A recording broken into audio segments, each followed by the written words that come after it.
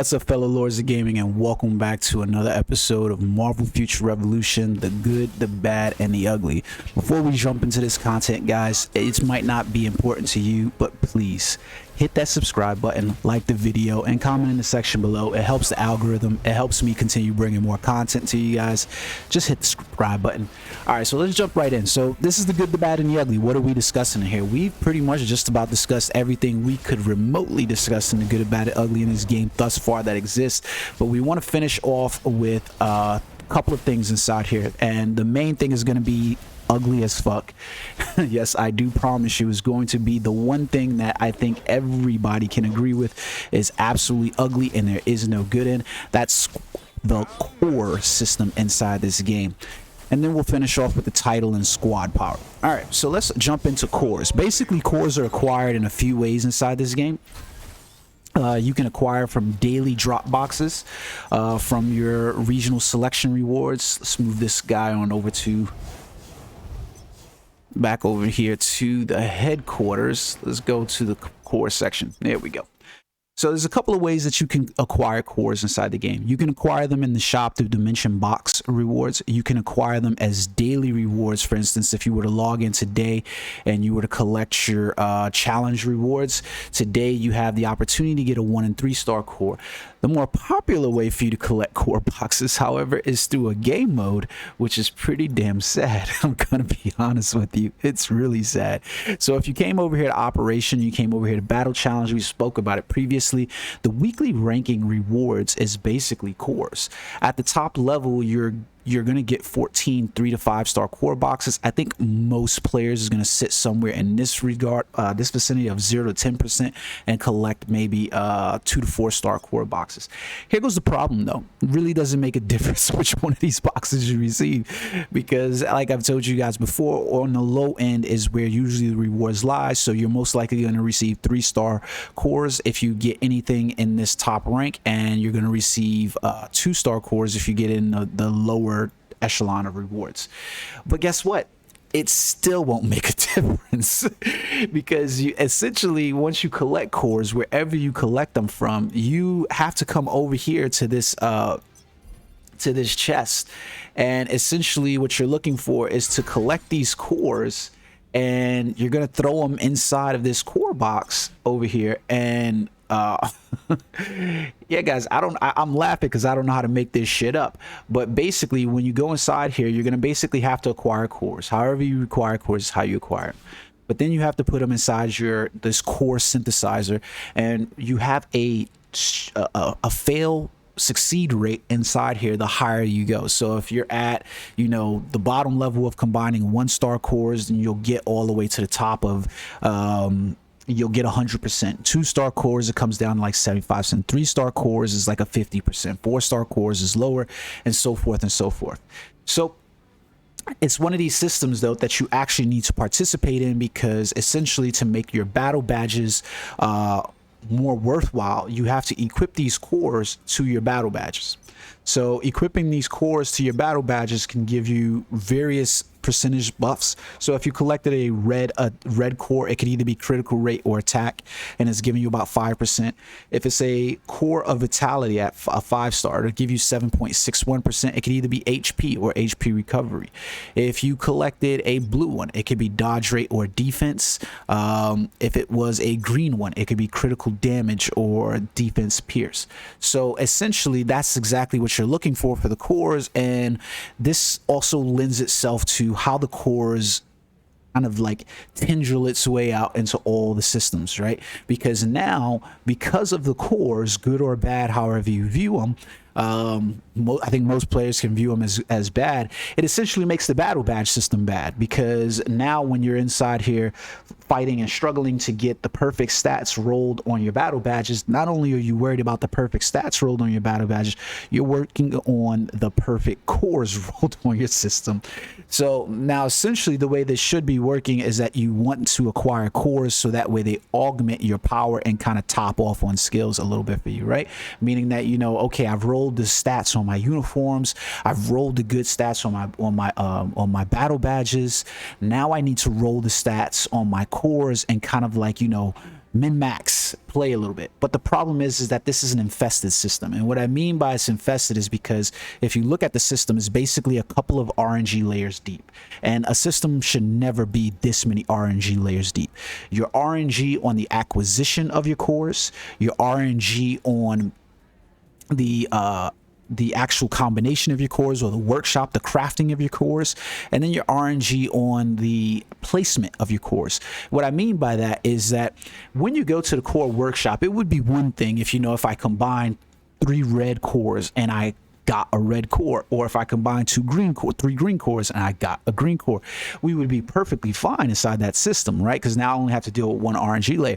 But here goes the problem. I can combine any sort of cores. I can take 3 red cores and I can end up with a blue core, and it could be a blue core that's defense, and we all know how worthless defense that is, right? I could combine 3 blue cores that are dodge rate and end up with a yellow core that's HP recovery, right?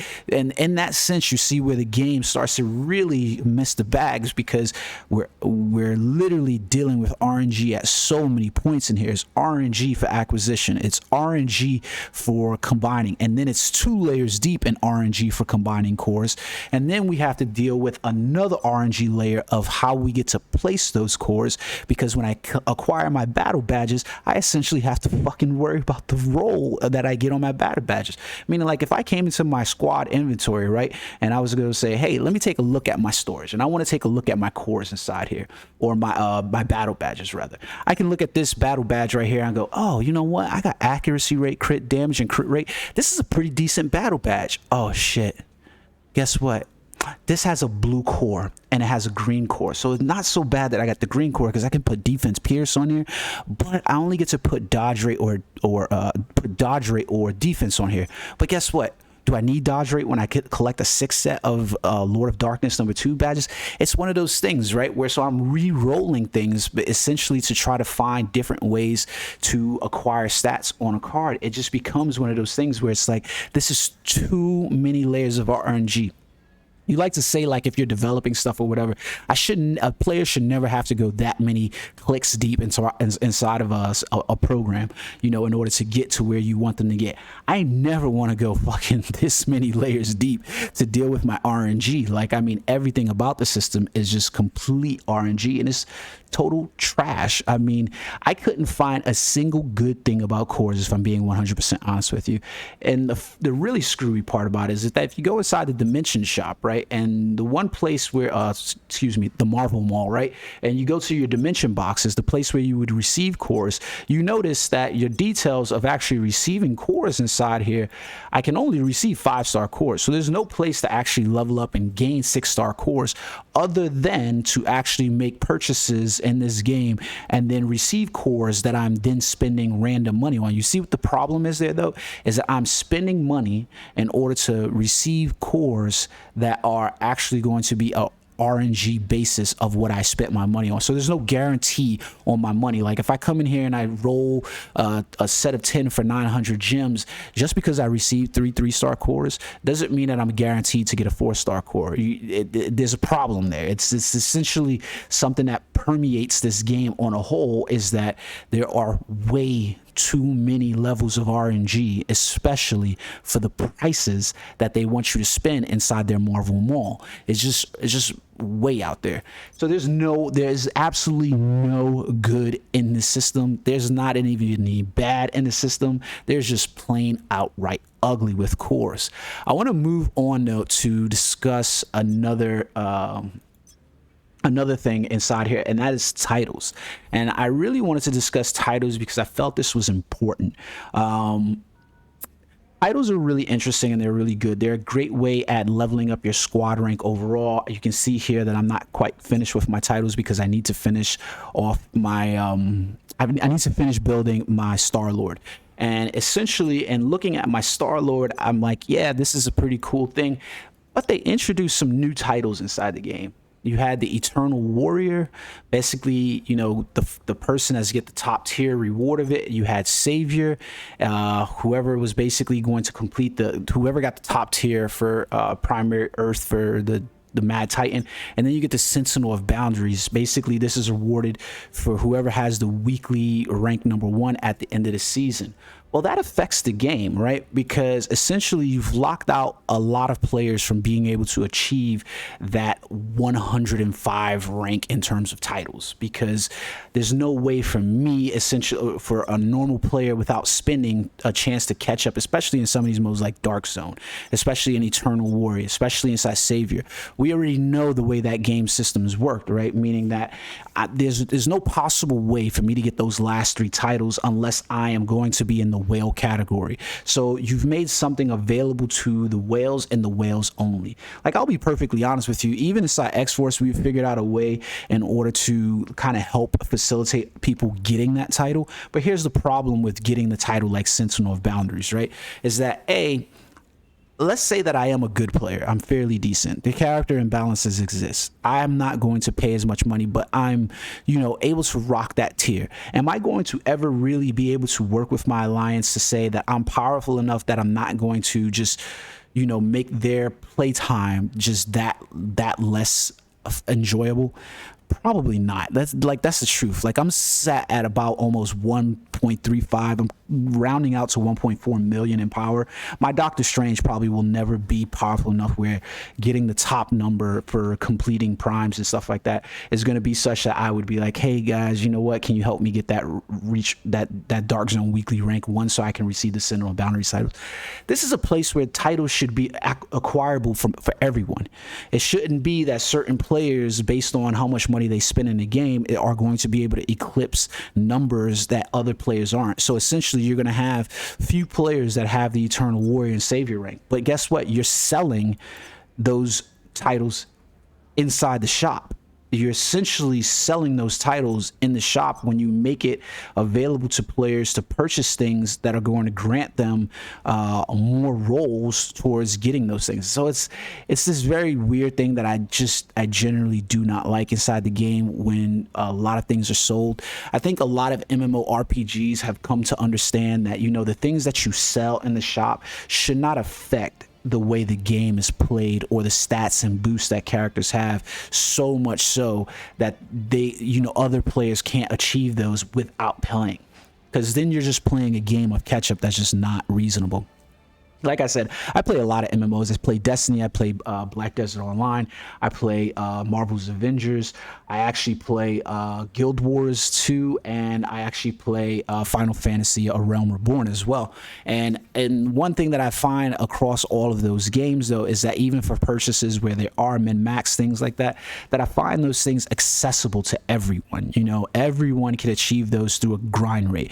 Like my boy King brought up Marvel Contest of Champions, and we look at a game like that, and a lot of it has to be revamped, so that way a lot of things are acquirable just straight up through grind. So it's pretty interesting in that fact that they did that inside the game. I'm not really a fan of it. It's just, I know I'm not trying to tell people how to spend their wallets, but it's just one of those things I'm just not a fan of. The last thing that we had on our section to talk about was squad power inside this game, and essentially I don't find anything necessarily bad about the squad power. I actually enjoy the way their method of trying to provide an overall power to your other characters, because it makes incoming new characters viable characters to play, because it gives them a bonus on entrance.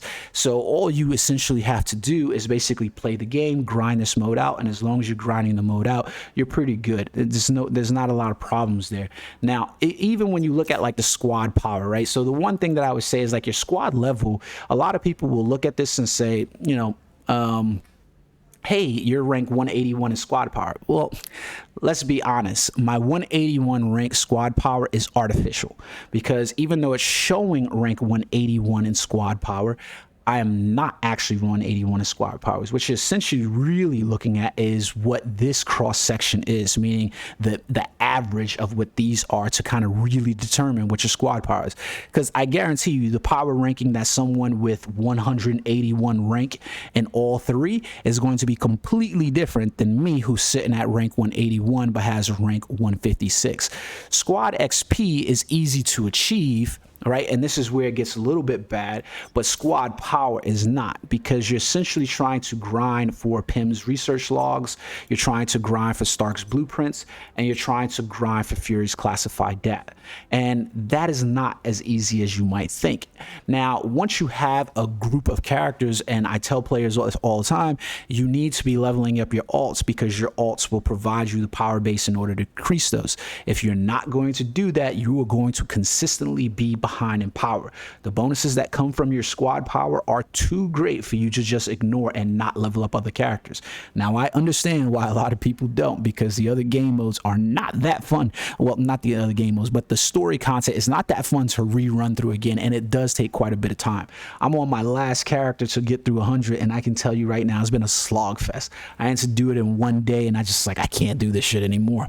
But it is what it is. You need to play those modes and acquire these Fury's classifies data, these blueprints basically from there. Now, essentially, this creates somewhat of a bottleneck for players, because the only place where you could really achieve those once you level up the character is, yeah, you guessed it, the store. So essentially, inside the Marvel Mall, you would have to use your special tokens, your normal tokens, whatever, in order to make purchases. So for instance, you can see I'm rounding out on my Omega War, where I can purchase another 100 Pym's research logs. If I was to come over to Dimension Duel every week, you're able to get some from here as well.